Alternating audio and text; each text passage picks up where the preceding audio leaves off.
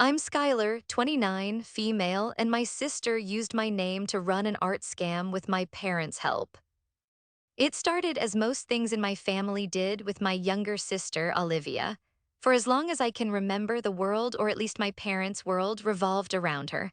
Olivia was the sun, and I was the planet forever caught in her orbit, expected to provide warmth but never to shine too brightly on my own. My parents, Mark and Susan, weren't cruel in the conventional sense. They never missed a birthday, and they always said they loved us both. But their love was a tilted scale, and Olivia's side was always weighed down with gold. I am a graphic designer. I worked hard for it, spending 4 years in art school, followed by another 5 years freelancing, building a portfolio, and slowly carving out a niche for myself with a distinctive style of digital art that blended surrealism with stark, geometric patterns. It was my passion, my livelihood, and my identity. My name, Skylar, was finally beginning to mean something in the circles I admired. Olivia at 26 was what our parents charitably called a lifestyle entrepreneur. In reality, she drifted from one get-rich-quick idea to the next, each one funded by a hopeful investment from mom and dad.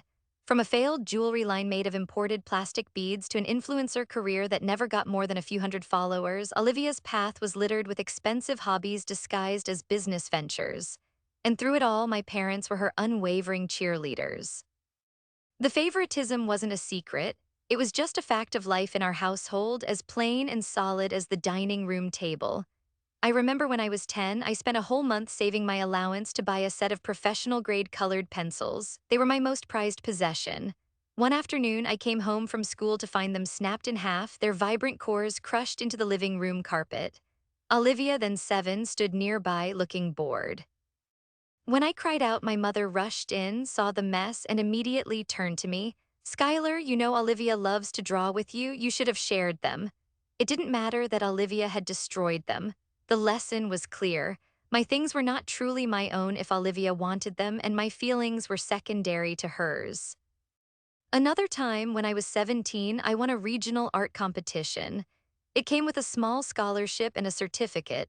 I was ecstatic. I came home, clutching the certificate, and found my parents in the middle of planning a surprise party. For a moment, my heart soared, thinking they'd found out about my award and were celebrating me. Then my dad clapped me on the shoulder and said, "Great timing, Sky. We need your help hanging this." He handed me a large banner that read, "Congratulations, Olivia." I was confused. "What's this for?" I asked. My mom beamed. "Olivia was voted most likely to brighten your day by her class. Isn't that wonderful?" So I spent that evening hanging streamers for my sister's popularity contest award while my own certificate of achievement sat forgotten on the kitchen counter. As we grew into adults, the dynamic only became more pronounced. When Olivia decided she wanted to move to a trendy downtown apartment to network, my parents co-signed her lease and paid her security deposit. They gave her a monthly allowance for business expenses. When I moved into my first apartment, a tiny walk-up 45 minutes from the city, my dad handed me a toolbox and said, "Building character, right, champ?" I was the stable one, the responsible one. That was my role. It meant I was expected to stand on my own 2 feet while also being a safety net for everyone else. They were proud of my independence, but only because it meant they didn't have to worry about me. It freed them up to focus all their resources, financial and emotional, on Olivia.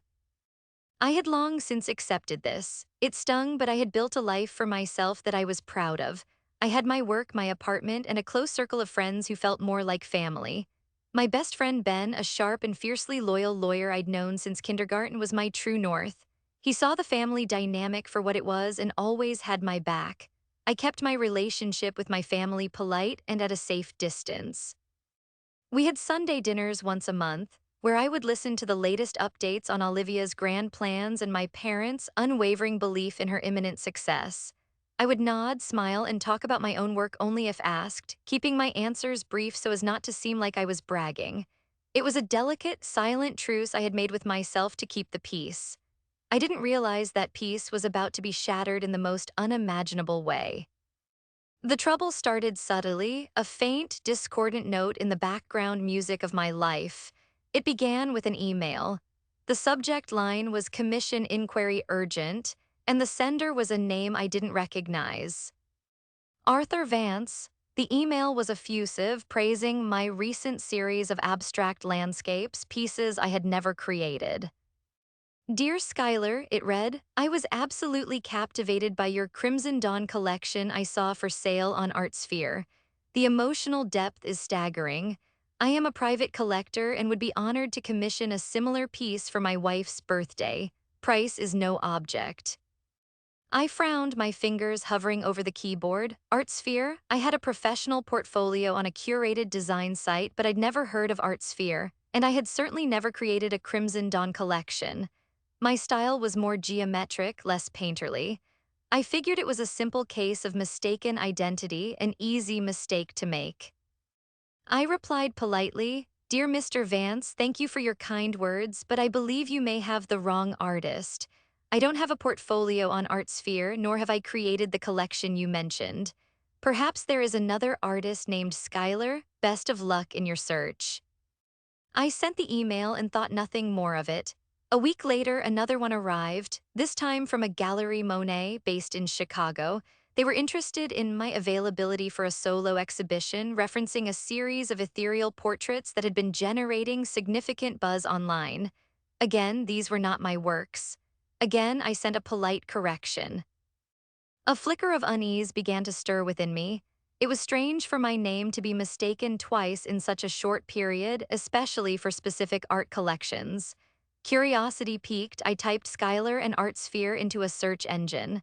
The first result was a sleek, professional-looking portfolio site, and there at the top of the page was my name, Skylar Visionary Artist. My blood ran cold. The portfolio was extensive, filled with dozens of pieces of digital art, abstracts, portraits, landscapes. The work was decent, but it wasn't mine. It had a different texture, a different emotional tone. It was softer, more commercial. And yet there was my name, and beneath it, a biography that was a distorted version of my own life. It mentioned my art school, my city, and even twisted some of my actual project names into new, unfamiliar titles. It was me, but a funhouse mirror version of me. My heart pounded in my chest. This wasn't a mistake. Someone was actively using my name, my education, my reputation. Who would do this? Why? I scrolled down, my dread growing with every passing second. Then I saw it. A contact page with an email address for commissions, and a pricing page where prints were being sold for hundreds and originals for thousands of dollars. A full-blown commercial operation was running under my identity. My first thought was to call my parents. They were always my first call in a crisis, a habit ingrained from childhood, even though the support I received was often lukewarm. I dialed my mom's number, my hand trembling slightly. Skylar, what a surprise, she said, her voice bright and cheerful. How are you, honey? Mom, something really weird is going on, I said, trying to keep my voice steady. Someone has created a fake art portfolio online using my name. They're selling work that isn't mine. It's identity theft. There was a brief pause on the other end of the line. It was just a fraction of a second, but it felt like an eternity. It was the kind of pause that spoke volumes. Oh, honey, are you sure? She finally said, her tone shifting from cheerful to placating. You know how the internet is. It's probably just a glitch or some sort of fan page. I'm sure it's nothing. Mom, it's not a fan page, I insisted, my frustration rising. They are actively selling art and taking commissions under my name. This is serious. It could ruin my professional reputation. Well, don't overreact, Skylar, she said dismissively. It's probably just a misunderstanding. You know, imitation is the sincerest form of flattery. Her response was so disconnected from the reality of the situation that it left me speechless. Flattery? Someone was committing fraud using my name, and she was quoting cliches at me. I tried again, hoping to make her understand the gravity. I need to get this taken down. It could have legal implications. I can't believe this is happening. Speaking of art, she said, seamlessly changing the subject, Olivia just finished a new piece. It's absolutely lovely. A sunset over the ocean. She's getting so good. Your father and I think she really has a gift. I felt like I'd been slapped. I was in the middle of a professional crisis, and she was pivoting to praise Olivia. It was the classic textbook move. My problems were inconveniences. Olivia's hobbies were headline news. That's great, Mom, I said, my voice flat, but can we please focus on this for a second? Honestly, Skylar, you're making a mountain out of a molehill, she sighed, her patience clearly wearing thin. I'm sure it will sort itself out. Now I have to run. Olivia needs me to help her frame that new piece. We'll talk soon. Bye. The line went dead. I stared at my phone, a cold, familiar ache spreading through my chest. It was the ache of being utterly and completely dismissed. My instincts screamed that something was terribly wrong, but my mother's casual deflection was almost enough to make me doubt myself. Was I overreacting? Was this just some bizarre internet anomaly? But the seed of a darker suspicion had been planted. The way my mother had paused, the way she had so deftly changed the subject to Olivia's art, a sunset over the ocean. The fake portfolio had a whole collection of them. It couldn't be. The thought was too monstrous to even fully form in my mind. Olivia, my own sister, no, she was flighty and irresponsible, but she wasn't capable of something this malicious, this calculated, was she? And my parents, they couldn't be a part of it. I shook my head, trying to clear the ugly thoughts. I was jumping to conclusions. I needed evidence. I needed to know what was really going on before I accused my own family of something so unthinkable. Doubt is a corrosive thing. It eats away at the edges of your certainty until everything feels unstable. For the next few days, I lived in a fog of anxiety, checking the fake ArtSphere page obsessively, watching as new pieces were uploaded. Each one was a fresh stab of betrayal. The art itself was generic, the kind of mass appeal digital work that was technically competent but lacked a soul. It was the exact opposite of the art I strove to create. Seeing my name attached to it felt like a violation. I decided I needed help. My attempts to contact the ArtSphere website directly had been met with automated responses. I needed someone who knew how to navigate these murky digital waters. I needed Ben. I called him and explained the situation, my voice tight with stress. Ben listened patiently, his silence on the other end of the line a comforting presence. When I finished, he didn't offer platitudes or tell me I was overreacting. Okay, he said, his voice calm and professional. That's not just identity theft, Skylar. That's wire fraud, trademark infringement, and a whole host of other potential crimes if they're taking money. First things first, we need to find out who's behind it. Do you have any idea? I hesitated, the monstrous thought I'd been suppressing bubbling to the surface. Ben, there's something I haven't told you. When I mentioned it to my mom, she was weirdly dismissive, and she immediately started talking about Olivia's new art and the style it feels possible. Your sister, Ben's voice was sharp. Skylar, that's a serious accusation. I know, I whispered, hating the words as they came out of my mouth. And I feel insane for even thinking it, but the favoritism, you know how they are, they've always bailaid her out. Maybe this is just the next level of bailing her out. Okay, Ben said again, his tone shifting. He was no longer just a friend, he was a lawyer mapping out a strategy. Let's not jump to conclusions, let's get facts. Can you send me the link to the site? I sent it over immediately. For the next 24 hours, I was a wreck. I tried to work, but my own designs felt foreign to me. I'd stare at my screen, and all I could see was that fake portfolio, that stolen version of me. The next evening, Ben called me back. You need to sit down, he said, and my stomach plummeted. What did you find? It's not good, Sky. The website's domain registration is masked behind a privacy service, which is standard. But the payment processing is another story.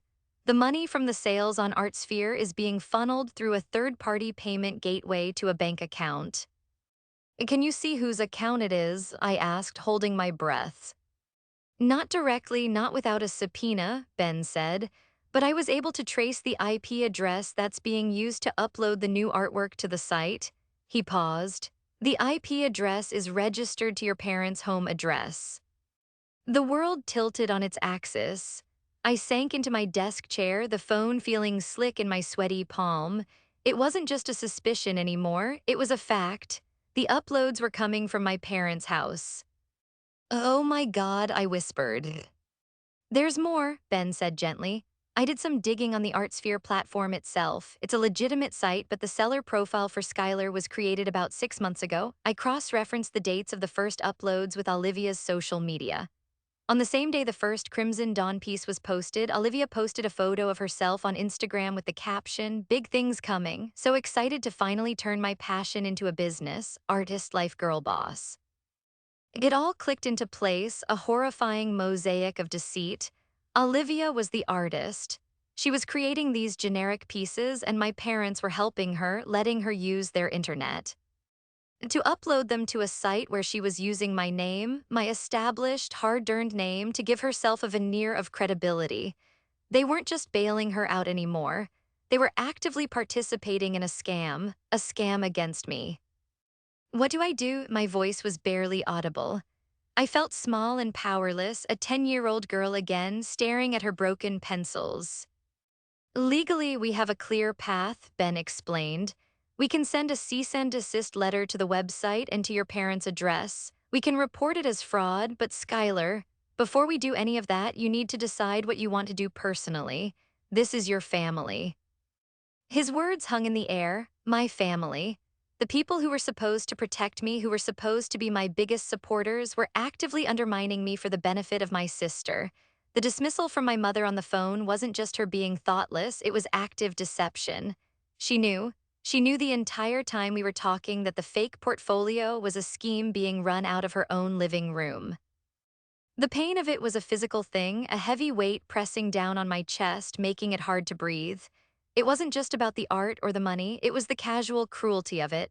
They had looked at my success, something I had built with my own two hands, and had seen it not as something to celebrate, but as something to be harvested.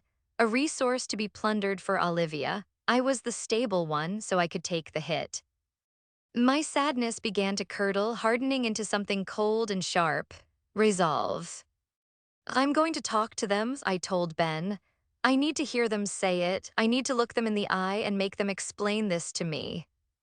Be careful, Skylar, Ben warned. They're already lying. They're not going to make this easy. He was right, but I had to do it. I needed to stand up for myself, not as a child asking for fairness, but as an adult confronting a profound betrayal. The polite, distant truce was over. I was about to walk into the heart of the storm. Before I could drive to my parents' house and confront them, something happened that shifted the entire situation from a painful family drama to something far more sinister. A package arrived. It was a medium-sized cardboard box, sitting on my doorstep with my parents' familiar handwriting on the shipping label. I hadn't been expecting anything from them. My heart hammered against my ribs as I carried it inside. For a moment, a sliver of irrational hope pierced through my anger. Maybe this was an apology. Maybe they had come to their senses and were sending me a peace offering. I set the box on my kitchen table and sliced through the packing tape. Inside, nestled among packing peanuts, was a collection of items that made no sense at first. There was a stack of high-quality photo paper, several ink cartridges for a professional-grade printer, and a small, expensive-looking hard drive. Tucked at the bottom was a bundle of papers held together with a rubber band. On top of the bundle was a greeting card. It was one of my mother's cards, with a serene watercolor landscape on the front. I opened it, my hands shaking. Her loopy, elegant script filled the inside. "Dearest Skylar," it began. "We know things with Olivia's art project might have gotten a little bigger than anyone expected. She is so passionate, and she just wanted to be like you. We were only trying to help her get started. You've always been so strong and independent, and we are so proud of that. We know you wouldn't want to see your sister fail. This is some of her equipment and records. We thought it would be safer with you. You're the organized one, you'll know what to do with it all. Please just handle this quietly. We can't have a big family blow up over this. We are all family, and family protects each other. Love. Mom and Dad." I read the note twice, then a third time, the words blurring through a haze of disbelief. "Safer with you. You'll know what to do with it. Handle this quietly." They weren't apologizing, they were implicating me, they were sending me the evidence of the scam, hoping I would hide it or destroy it for them. The audacity of it, the sheer, calculated manipulation stole my breath. They weren't just asking me to forgive and forget, they were asking me to become an accessory. They were trying to make me responsible for their crime. My shock gave way to a cold, clinical fury. I set the card down and picked up the bundle of papers. It was a stack of printed invoices from the ArtSphere website. Each one detailed a sale, the name of the piece, the price, and the buyer's information. There were dozens of them with totals running into the tens of thousands of dollars. Tucked within the invoices were something even more damning, printed fraudulent certificates of authenticity. Each one bore a forged version of my signature. This was premeditated, organized fraud. This wasn't just Olivia getting a little bigger than expected. This was a calculated business operation. And the note in my mother's hand was proof that my parents were not only aware but were active participants in the cover-up. They had sent the evidence of a federal crime through the mail directly to my doorstep with a note encouraging me to conceal it. I stumbled back from the table as if the box was radioactive. The weight of their betrayal was suffocating. They hadn't just stolen my name, they had tried to steal my integrity too. They had looked at their two daughters and decided that one was worth protecting and the other was worth sacrificing. All my life, I had been the stable one. I finally understood what that meant. It meant I was disposable. My life, my career, my clean record. It was all just a resource they felt entitled to use and discard for Olivia's sake. The naive hope that this was all a terrible misunderstanding was gone, burned away by the casual cruelty of that greeting card. This was not a family dispute anymore. This was a crime scene, and they had just made me the star witness against them. I picked up my phone, my fingers moving with a clarity I hadn't felt in weeks. I didn't call my parents. I didn't call Olivia. I called Ben. Ben, I said, my voice devoid of any emotion, you're not going to believe what they just did. I explained the contents of the box and read him the note from my mother. There was a long silence on the other end of the line. When he finally spoke, his voice was grim. Skylar, do not touch anything else in that box, he said sternly. Don't move it, don't open any more files on that hard drive. They just sent you evidence of mail fraud, wire fraud, and conspiracy. That note from your mother, that's proof of intent to conceal a crime. They didn't just cross a line, Skylar, they blew up the whole bridge. What do I do? I asked, looking at the box on my table. It felt like a bomb. You have two choices, Ben said. You can throw that box in a dumpster and pretend this never happened, and in doing so, you make yourself part of the conspiracy, or you can take it to the authorities. There is no middle ground here, they've made sure of that. There was no real choice at all. They had pushed me into a corner. They had assumed my love for them, my lifelong habit of keeping the peace, would be strong enough to make me complicit in my own destruction. They had assumed wrong. All the years of being dismissed, of being the afterthought, of my achievements being minimized while Olivia's every whim was celebrated, it all coalesced into a single moment of painful clarity. They had never truly seen me. They saw a utility, a function, a safety net. They didn't see their daughter. Okay, I said, my voice hard as steel. Okay, Ben, let's go to the authorities. The little girl who cried over broken pencils was gone. The teenager who hung streamers for her sister's popularity contest was gone. The adult who smiled politely through dismissive family dinners was gone. In their place stood a woman who had just been handed a box of evidence and a choice, and she was choosing herself. Armed with Ben's advice and a newfound, chilling resolve, I knew I had to face them one last time. Going to the authorities was a final, irreversible step. Before I took it, I needed to give them one single chance to understand the magnitude of what they had done. I needed to look them in the eye and hear it from their own mouths.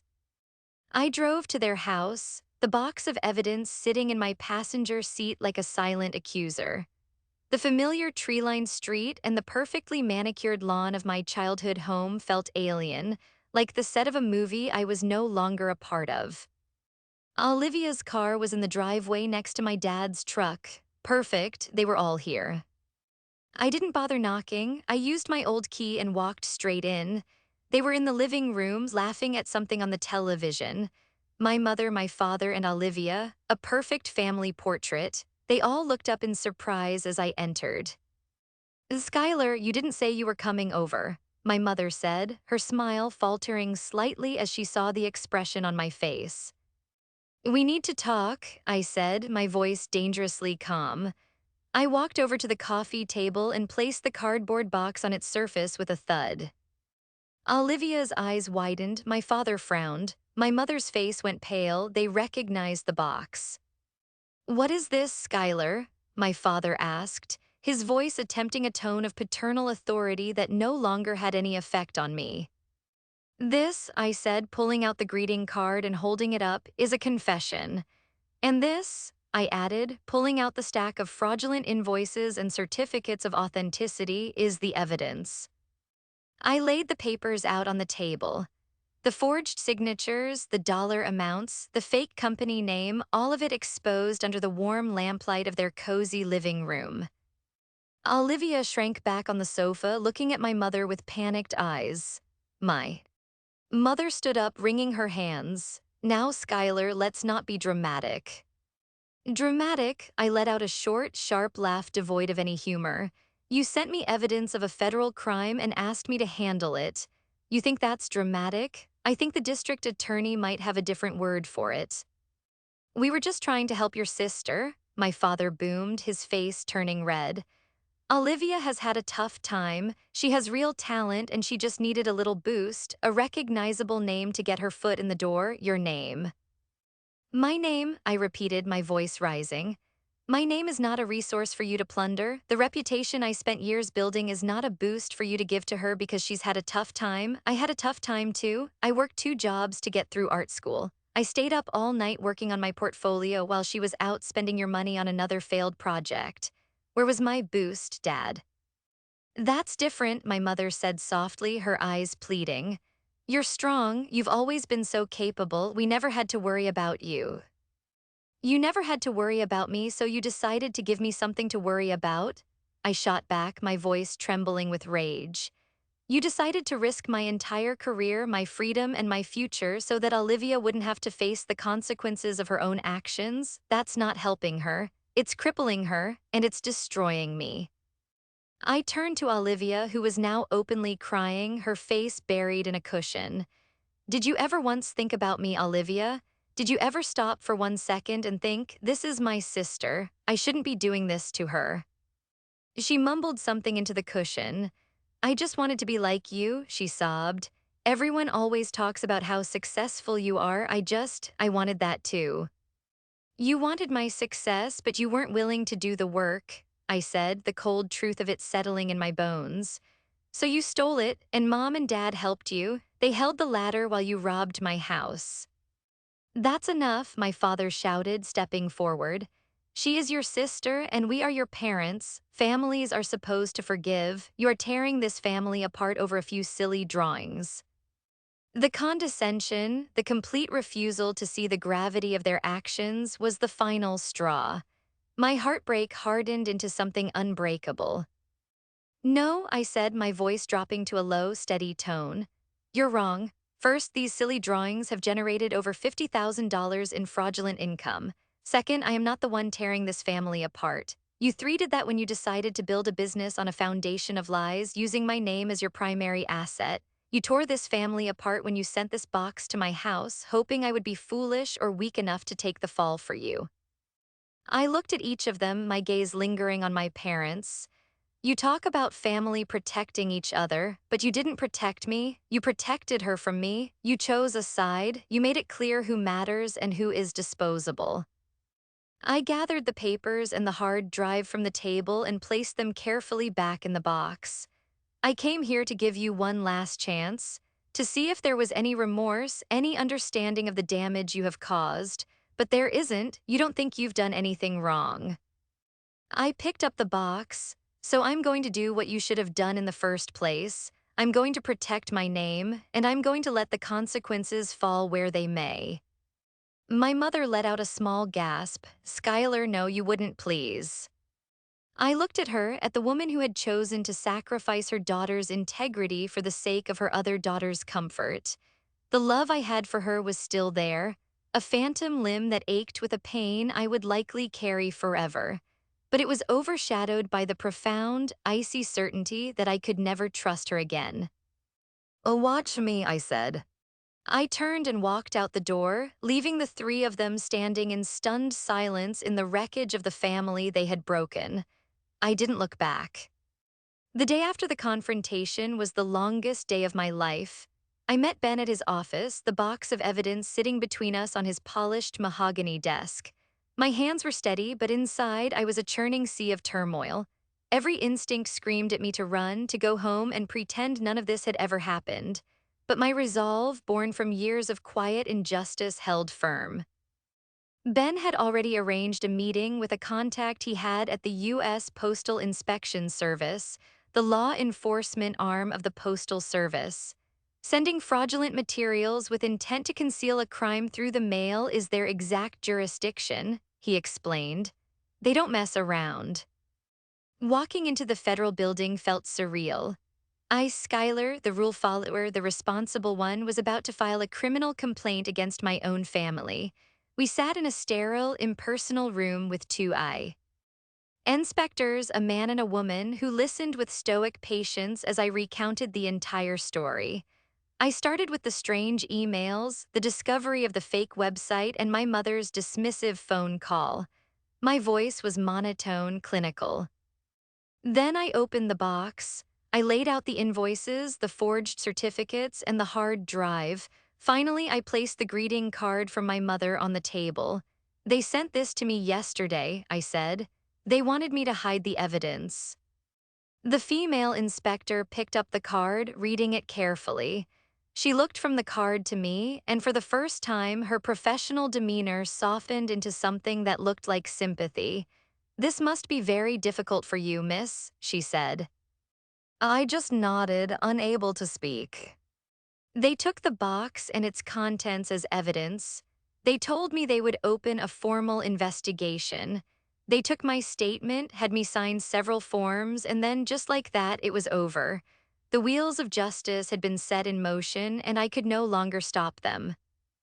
The weeks that followed were excruciating. I didn't hear from my family, and I didn't reach out. The silence from their house was a gaping hole in my life. I tried to work, to lose myself in the familiar comfort of my own art, but the betrayal was a constant shadow. I felt like a ghost in my own life. Ben was my rock. He checked in with me every day, not just as a lawyer updating a client, but as a friend. "You did the right thing, Sky," he'd say over and over. "It doesn't feel like it now, but you did." About a month later, Ben called. "They've been served," he said quietly. "The inspectors executed a search warrant at your parents' house this morning. They seized their computers and financial records, and they were each served with a target letter informing them they are the subjects of a federal criminal investigation." I closed my eyes, picturing the scene. The confusion, the fear, the indignation that would have been on my parents' faces, the dawning horror on Olivia's. A part of me, a small, wounded part, felt a pang of sorrow for them, but a larger part felt a grim sense of validation. They were finally facing the consequences that they had tried so desperately to push onto me. The investigators discovered everything. The hard drive Olivia had been using was a treasure trove of evidence, containing the original art files, drafts of the fake biography, and even a folder of my actual artwork that she had used as inspiration. Their financial records showed the deposits from the payment processor and thousands of dollars in transfers from that account to Olivia's personal account. My parents had even used their credit card to pay for the ArtSphere website's hosting fees. They had implicated themselves at every turn. Faced with a mountain of irrefutable evidence, their united front crumbled. According to Ben, who was kept in the loop by the investigators, Olivia immediately broke down and confessed everything, trying to paint herself as a misguided victim of ambition.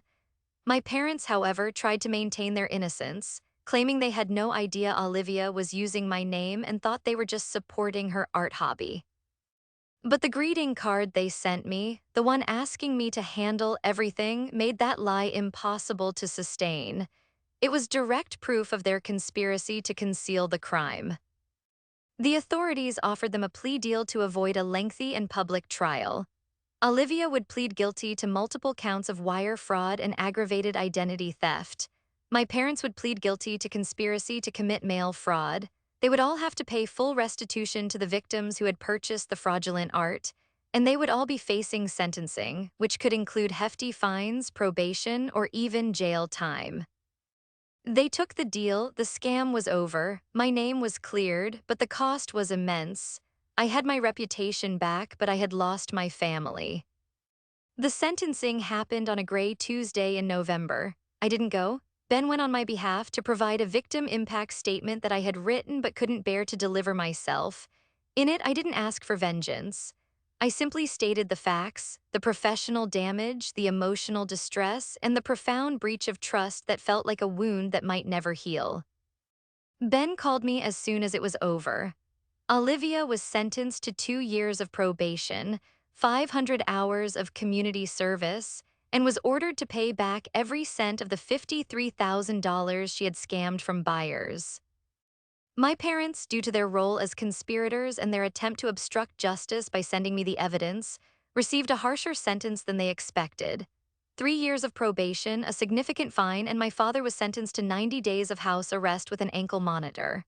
The judge, Ben told me, had been particularly scathing about their appalling failure as parents and their moral bankruptcy in choosing to sacrifice one child to protect T. The other. Hearing it all laid out so clinically, I felt nothing. Not joy, not satisfaction, not even sadness anymore. I just felt empty. The storm had passed, leaving behind a silent, barren landscape. The battle was won, but the war had taken everything. In the months that followed, I focused on rebuilding. I worked with the ArtSphere website to have the fraudulent profile permanently deleted. I posted a carefully worded statement on my professional website explaining that my identity had been used in a scam and that the matter had been resolved legally. I didn't name my family. I didn't need to. The point was to reclaim my own narrative. The buyers who had been scammed were all contacted and refunded. A few of them reached out to me directly, not with anger, but with kindness, some even commissioning real pieces from me. It was a small but meaningful gesture that helped restore a little of my faith in people. I never spoke to my parents or Olivia again. My father tried to call a few times during his house arrest, but I never picked up. My mother sent long, rambling letters filled with justifications and pleas for forgiveness, but never once taking full responsibility. They were sorry they got caught, sorry for the mess, but not truly sorry for the betrayal itself. They still didn't understand that the crime wasn't the scam, the crime was the choice they made. The choice to view me not as a daughter to be loved, but as a resource to be used. My life is quieter now. The monthly Sunday dinners are a thing of the past. Holidays are spent with Ben and his family or with other friends who have become my chosen family. Sometimes a wave of grief will wash over me for the family I thought I had, for the mother and father I wish I had. But then I remember the cold calculation in my mother's note, the indignant rage on my father's face, and the empty space where my sister's conscience should have been. And I know I made the only choice I could. I'm still a graphic designer. My work is better now, I think, more honest, more raw. The geometric patterns are still there, but there's a new depth in the shadows, a new resilience in the lines. I survived. I took the hit they thought would break me and I stood back up stronger than before. They may have stolen my name for a while, but in the end, I was the one who got to define what it means. It means strength. It means integrity. It means a quiet peace earned at a terrible price. To anyone out there who has ever been made to feel small by the people who should have made you feel safe, I see you. To anyone who has been the responsible one until it was used against you, your strength is not a weakness. And sometimes the most loving thing you can do for yourself is to walk away. Sometimes the only way to save yourself is to let go of the people who were supposed to save you.